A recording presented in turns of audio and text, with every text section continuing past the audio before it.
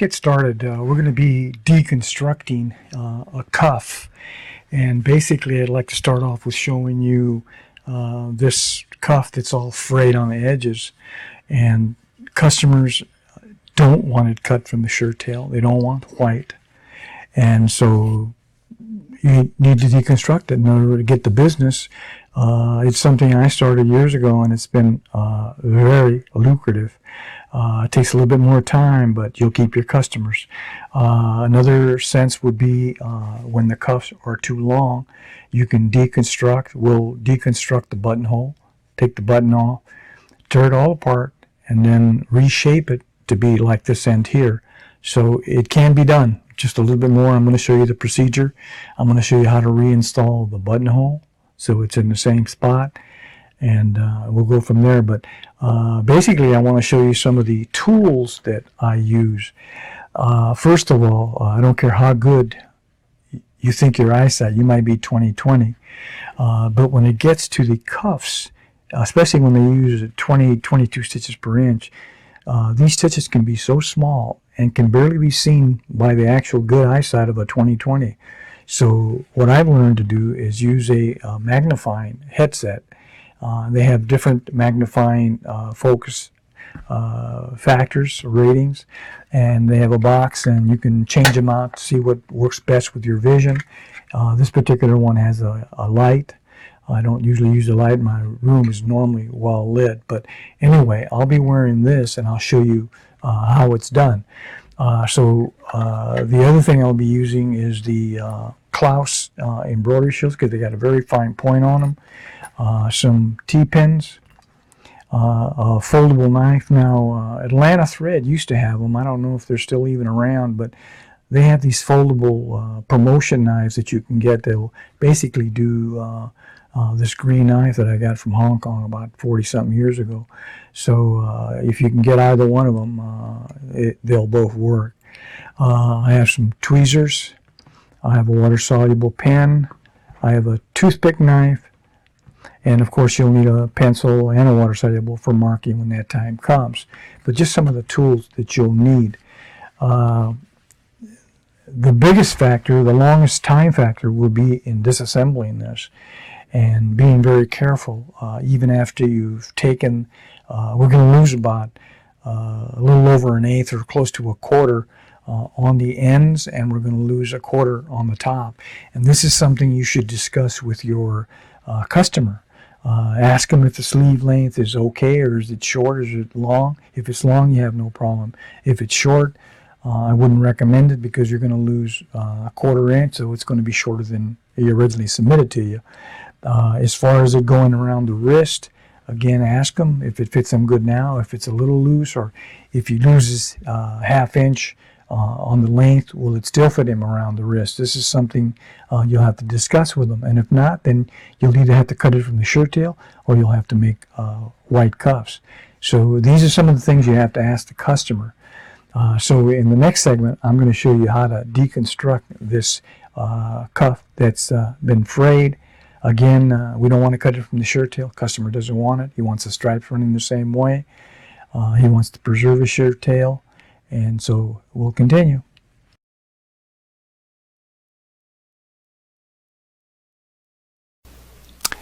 Before we get into the deconstruction of a cuff, I'd like to tell you a little bit of story of when I was a kid in the early 50s. I grew up with 8 brothers. My father made $90 a week. He had an old 49 truck that he carried us around. And we didn't have much money. And the streetcars in Los Angeles at the time were 7 cents. And once in a while, my mother would take me downtown to the Thrifties and treat me to an ice cream. And you can see that the ice creams were 5 cents for a single scoop, 10 cents for a double, and 15 cents for a triple. And the only reason I'm telling you the story before I get into the deconstruction of a cuff is because Thrifties use this as a marketing ploy. I'm sure they didn't make any profit selling ice cream for 5 cents on a single scoop. And the store would be jam-packed. And the reason they did it is because moms and dads would come in to treat their kids for an ice cream and end up shopping. They'd buy a toaster, a blanket, clothes. They'd buy all the stuff that they didn't intend to buy, but because they were there anyway, they bought it. And Thrifties was very prosperous during those times. Eventually they sold out to another store, Cut Right, and then to Albertsons Supermarket. And now a single scoop will run you $2.40 for a single scoop. Double will cost you close to $33. And you can see that at those prices, nobody goes in just to buy ice cream. And there are many other chains selling ice cream on the market today. The reason I'm really telling you this story is because I'm going to show you the deconstruction, and you're going to be watching and you're going to say, why is this guy wasting his time, all this time, to do a deconstruction of a cuff for $15 or $20 or $25, depending on where you are in the U.S. And the reason being is because these customers have been with me for 30 plus years. And they believe in value and service. Not only do they send me their cuts for deconstruction, they'll send me shirts for recuts. Or in the old days when I used to make custom, I would get new custom shirts. And that's the only reason I'm telling you this. So sometimes you have to do things. I used to replace buttons at no charge. I used to repair holes in shirts at no charge. So a lot of things I had no charge as a service and value to my customer. And they've all been with me from all over the world after 30 years. So this is something to take into account why you do things when they don't make any sense. Let's continue with the actual tutorial. Okay, let's get into the deconstruction, and as I mentioned earlier, we have all these frayed edges. We're probably going to lose somewhere between 3/8 and a half inch on the length. Now, sometimes when the sides are okay, then don't mess with it. We'll just mess with the top frayed part. So that means the length around the wrist won't be affected. But in the beginning, we have to remove the buttonhole. And in order to remove all the top stitching and open it up, we have to get the buttonhole open first. And so normally I have my headset, my magnifying headset on, because at my age, first of all, I can't see very well. And second of all, these stitches are so small. And so I will start with the T-pin. Now remember, I sanded the T-pin so they're not very ragged. You can watch that in the tips that I have for that. But I'll use the T-pin, and then I'll use my embroidery scissors. I have the clouts. They're very sharp points on them, and this will open it up pretty well. So, and then I'll use my tweezers to pull on it, and you can see the threads are coming out, and that's your objective, is to get it done. And here again, I'll do the same thing. Don't be afraid. Get in there and just press down on it, and then go to the back, same way, and do the same thing. Here it is, right here. Now you have to open up this buttonhole before you can open up the top stitching, because it won't let you go around. And be careful not to go beyond the stitching on. I use my tweezers again and go from there. And you can see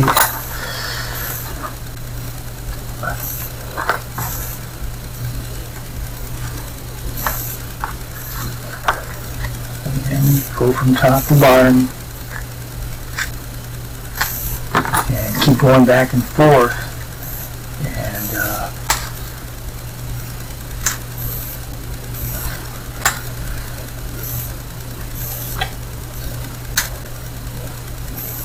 This will be the time-consuming thing, is probably your buttonhole, and then deconstructing it in the sun is no big deal, but this will take time on it.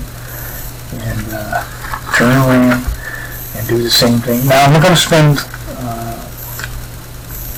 a whole lot of time on it here. I'll stop it and do it off camera, because I don't want you to sit here for somewhere between 5 and 10 minutes, but basically that's what it is. So again, you can see just with your T-pin getting all those stitches done. There we go. and eventually it will come out. And you know, practice, try it, even if you never do it again. Practice to see what it really feels like, you know, to get all those stitches.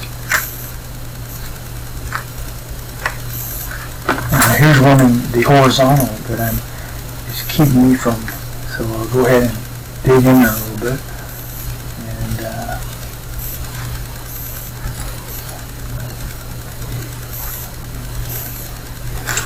okay, get my tweezers. And go from back to front. And you'll see eventually all the stitching will come out. Okay. So I'm going to stop, and then off camera I'll come back, and then I'll show you the buttonhole has been opened. We've managed to take all the thread out of the zigzag stitch on the buttonhole, and you can open it up and you can see where it's been detached. Now the next thing I need to do is take the top stitching off, and again it's very difficult when you don't have a either a T-pin or your little small embroidery shears, because these stitches, now if you're lucky and the manufacturer has put a long stitch in there, then it's a lot easier, there's no doubt about it. But you go from top to bottom, and eventually you'll open it up, and that's the hard part, is starting it. So and you can open it on the side, and you can start looking in there, and you can see that there are some stitches. And I'll get my embroidery shears here, embroidery scissors, and this is why I like the clouse, because it's got very sharp points on it. And you can hear it snap little by little.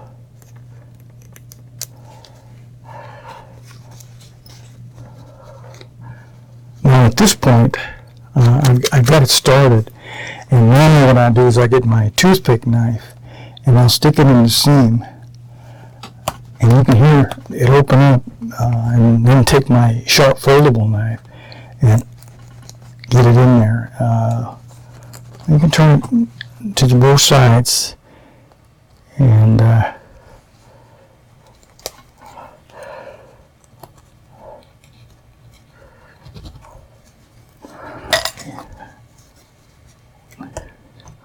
the starting is what takes you long. Now as you progress you'll get better and better, but you can see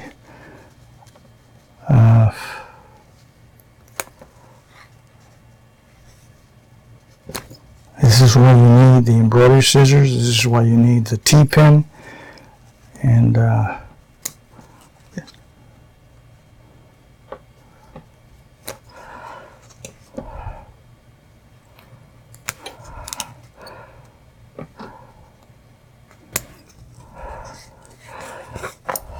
okay, so you're doing pretty good there, and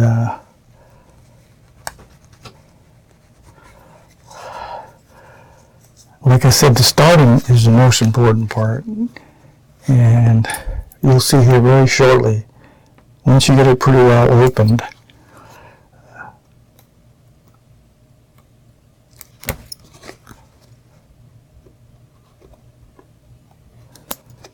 and there you go.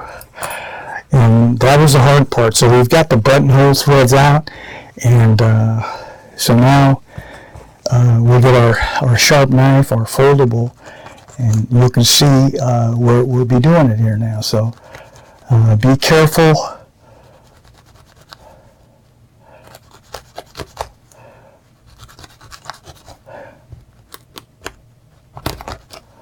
And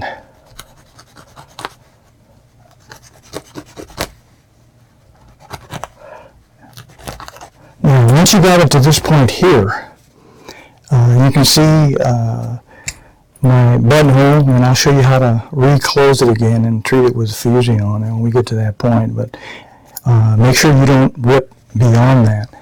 Now that you've done that, usually the trick I have is I'll use my foldable knife. It's got a sharpening. You could use probably your toothpick knife, and you can see what will happen here is as you're going,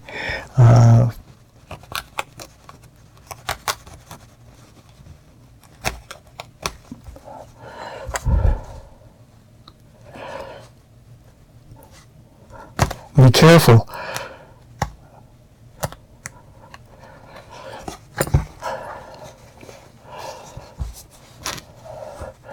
I'll show you the toothpick knife here.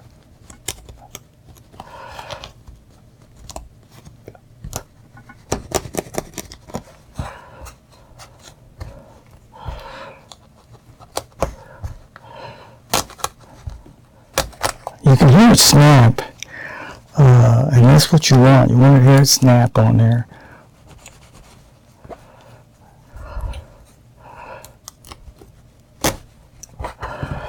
And when you get to this point, you pretty well got it made. So again, you're going to stick your knife in there. Just tap it where it meets the interfacing.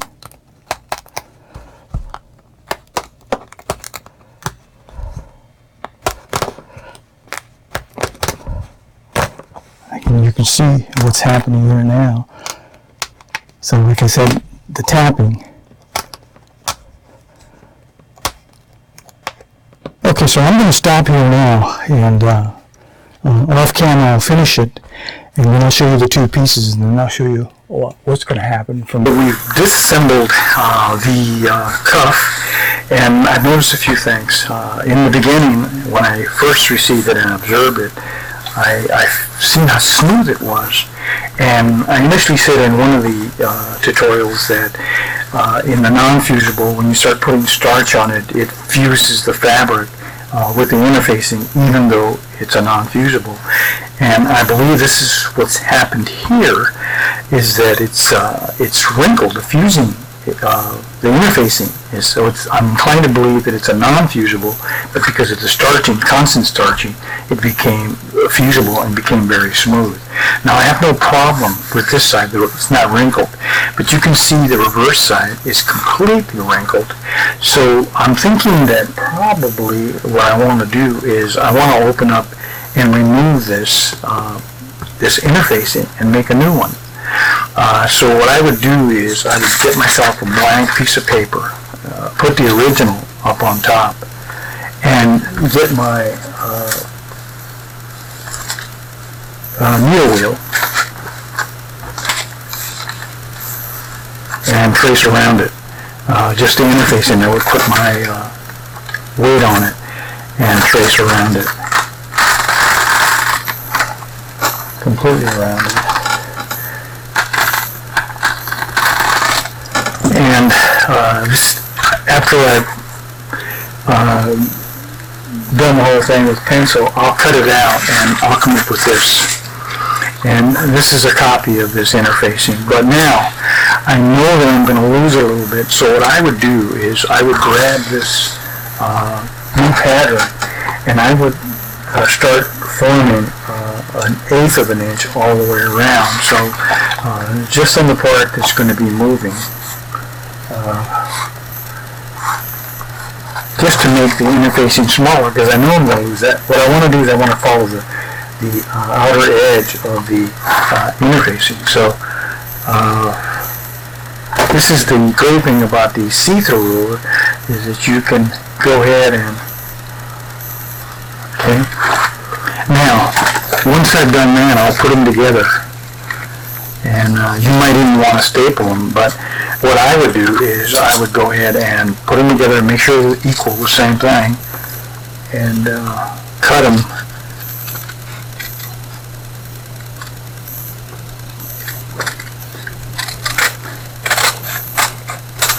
And by the way, I would make it fusible. I wouldn't go back to a non-fusible. And just to show you, now when you superimpose it, it's going to be an eighth smaller all the way around. And I would grab the new non-fusible. Now I have to open this up. Let me show you what happens, just to prove to you that this is a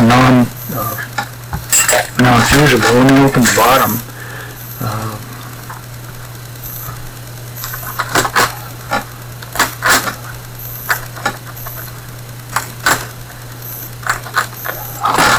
Let me get my knife here.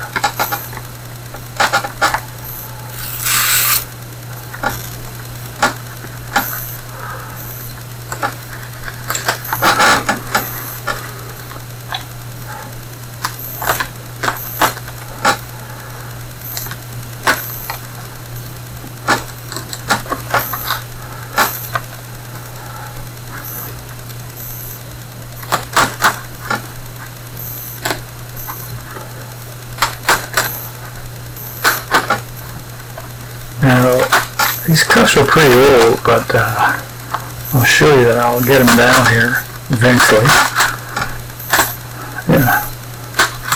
And, you know, be careful. It's not really critical that you damage a little bit of the edge of the overlap, but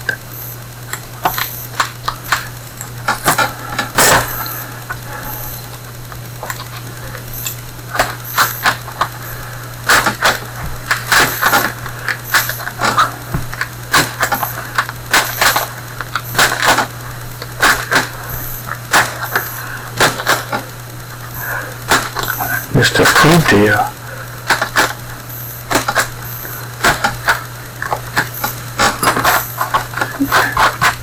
And now I'll show you. I think it is a non-fusible, and it sure is. So it's not sticking. You can see where it's coming out. It was a non-fusible, and I would iron it, obviously, and clean it up, and then what you would do is you would cut a new one, and you would go ahead and fuse it so that you cover, you only lose an eighth. Make sure you get the buttonhole on the interfacing, so come as close as you can to the whole one. The button side won't make a difference, but make sure you cover the button opening, because you're going to have to refuse that. And once you fuse it, then obviously this old one, this here, let me get my spray bottle. You can re-iron it again, and you can see what's happening here. And this is why I'm saying shrinking fabric. You haven't seen that. You can see that it should have been shrunk from the beginning. Let me show you just now. I haven't finished ironing it yet, but look at the difference already. So this cuff is not fused in the beginning, so this is what happens. But it's a blessing here because remember, you have to match the buttonholes, and once you went ahead and took all the stitching out of it, it'll lay down better, and iron it, spray it a few, get it back in shape, and I'll show you about the fusing of this buttonhole on this side here.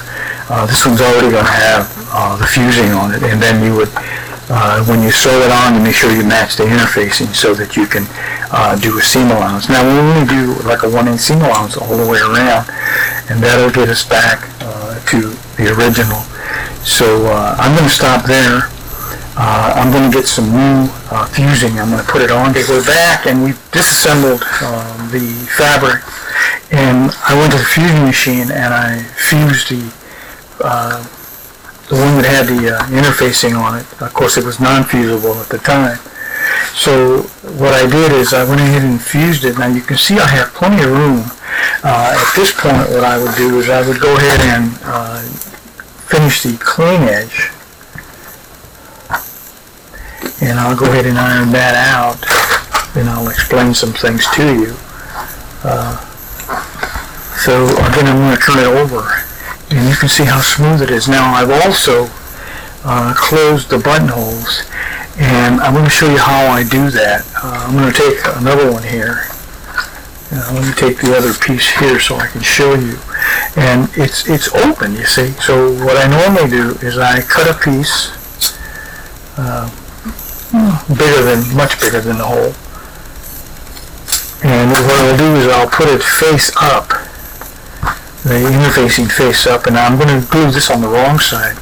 And what I do then is I make sure that I close that button, put the fabric together, and go ahead and fuse it with my iron. And once I do that, I'll go to the heat press and I'll make sure that it's fused permanently. And that's how I do that. That's how this was done. That's how the other side was done also. So let's get back to this now. I went ahead and fused the other piece too. Remember, it was much, much bigger. Look how much it had stretched.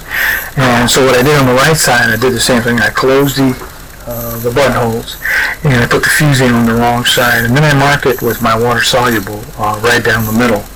And what I'm going to do with my buttonhole machine is I'm going to make sure that the stitch width is a little wider. There's, in other words, more separation down the middle so that I can cover both sides and make sure I cover both sides. So again, make sure that the buttonholes are on the same side. And normally what I do on this is I'll match them to make sure and mark the beginning and ending and right where it's at. And you can see the bottom piece is much, much bigger. And if you want to match some stripes, the other part's going to be on the wrong side. This is one of the few times that I use pins. And what I'll do is I'll just do both ends and just keep them intact.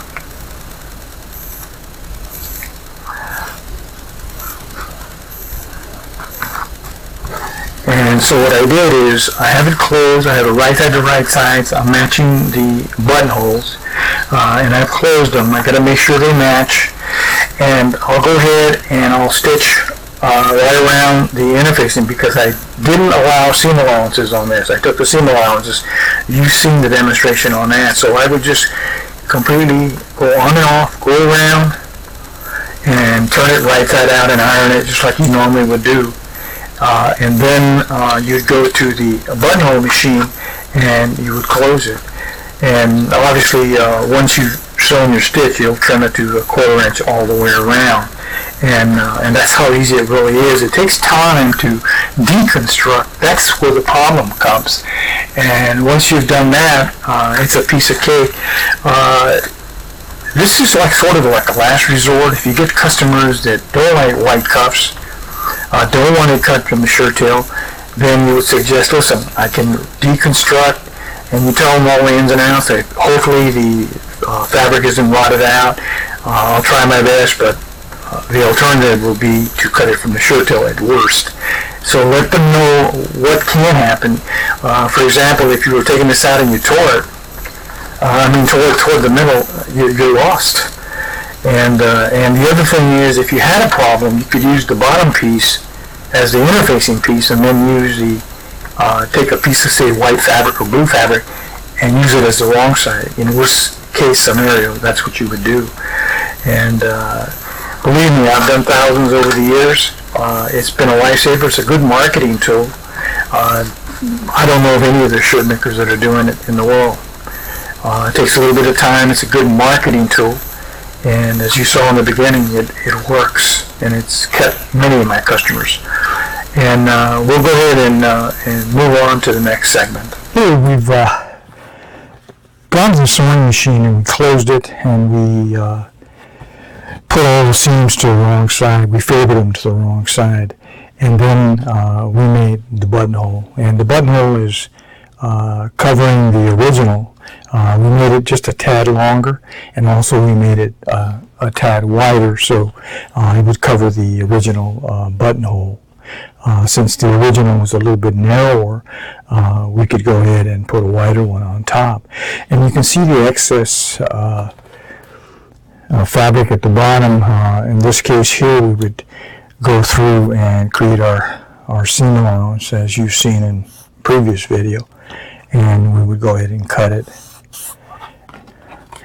and give us a 1/4 inch, or you could use the clean finish if you want to form toward the inside. You could do that previously to closing it. So we've completed our cuff, and at this point here we've made our buttonhole, and now we would do our edge stitching. Now you could do a 1/4 inch stitch if you wanted to. But I think it would take a little bit of the edge of the buttonhole, and still we made the buttonhole long enough where it would work, so you could actually do a 1/4 inch top stitch if you wanted to. I've done so many of them. You can see the originals, how wrinkled they were, and it was a non-fusible. The fabric's on the wrong side. We ironed them out. We got them to be what we could usable.